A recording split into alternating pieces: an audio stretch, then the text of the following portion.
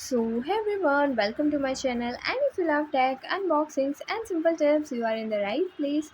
In this video, we will talk about how to fix the Snapchat problem. So, this problem can happen if you create too many accounts, so avoid making multiple unnecessary accounts. Now, firstly, open the settings app on your device.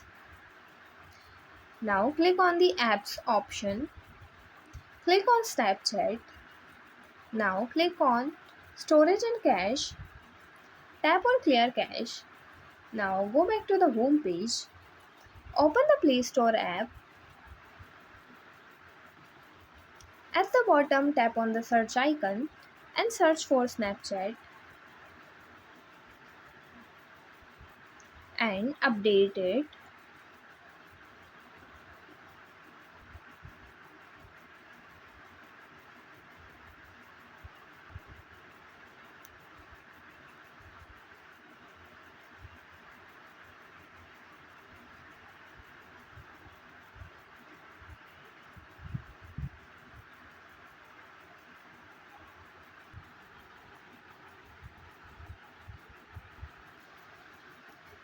And if it is still doesn't work, contact Snapchat support.